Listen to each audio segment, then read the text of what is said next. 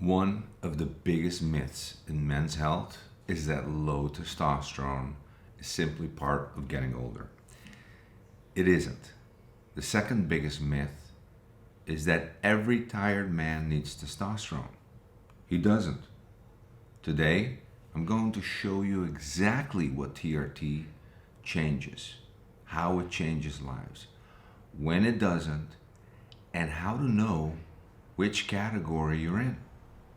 Let's get going.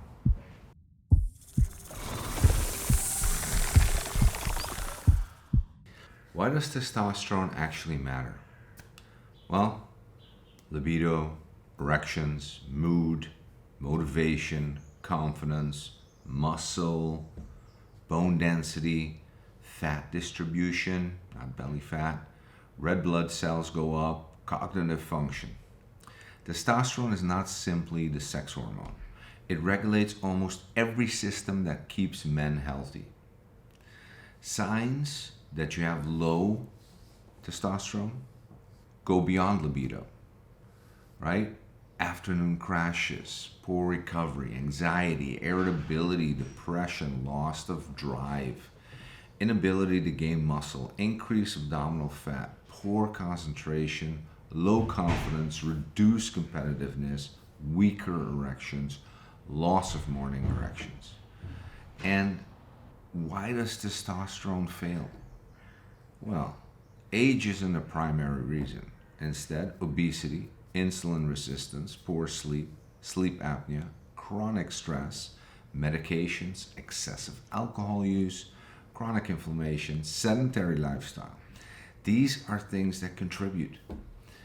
What happens is these suppress the hypothalamic-Pituitary-Gonadal axis, causing low T.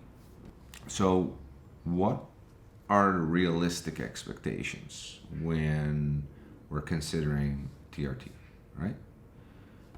And can you raise it naturally? So, resistance training, number one. Weight loss. Sleep needs to be optimized. Vitamin D, K2, D3, K2 needs to be in there. Helps the hormones in your body function better.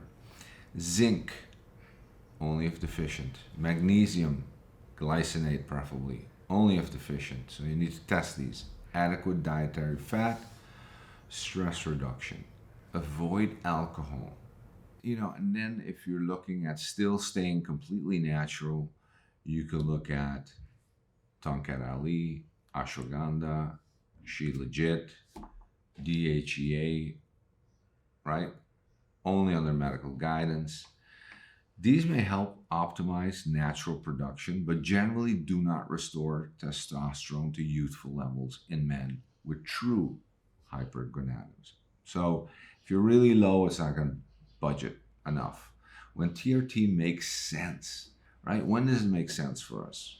When you have persistent symptoms, when your free testosterone is low, when we're going for a blood check, right?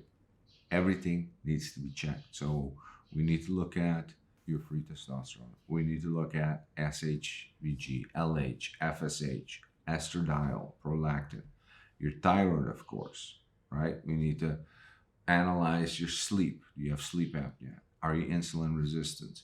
We need to rule out causes, okay? TRT is treating deficiency, not chasing a number. TRT is usually long term. Don't start unless you've made an informed decision. This is the thing. When I started at 58.59, and the reason is because I knew I was going to have to be on this permanently afterwards. So I kind of put it off as long as possible. I've never done any steroids. I've never done any hormones before that. I was trying to do it naturally. But then the symptoms just kept creeping up. And at some point, I was like, okay, it's time. And that was my decision. And I made that decision late. Not too late, but I mean pretty late. And it's because I know that once I started, I'm first not going to want to stop. Two, I need to be on it. Period. It's not like an off on thing and I don't like it. So Yeah. But anyone over 40 should be looking at this, should be tested to see where they are with their testosterone, and really, get analyzed by a physician to see if your symptoms are at that point where we need to be looking at this. Okay? What are the benefits you can expect? Okay? In weeks, libido goes up, mood is better, energy starts going up, right? In months, you're gonna feel muscle increase, you're gonna feel fat loss, bone density is gonna come in. And what we're seeing in long term is metabolic health, insulin sensitivity, quality of life going up. Like, responses may vary, okay? But this is what we're seeing consistently in the clinics. So, yes, it absolutely benefits men. What are the biggest myths? So, because there's a lot of stuff going around, there's a lot of talk going around. And the biggest myths will be, will my heart explode? No. Will I become aggressive? Absolutely not. We're talking levels that are, naturally there when you're in your 30s. That's where we're going to bring you back to, right? We're not going to go to super physiological levels. This is testosterone replacement therapy. So it's replacing the testosterone that has gone down with age. And the other questions that I get, will it cause prostate cancer? Absolutely not. Will it shorten lifespan? No. And guess what? It increases your health span dramatically. If we go on to the current evidence and we look at the research and we look at what's happening in the TRT space, it's the way to go. It's the way to go. It isn't anti-aging. It's replacing a hormone you're no longer producing adequately. Used appropriately, it can be transformative. Used carelessly, it can create unnecessary problems, right? So that's where you don't want to go. And I think one of the things that we need to look at is that with TRT, it's not just testosterone replacement. We need to look at the whole picture. Do you need thyroid support? That comes into play in there.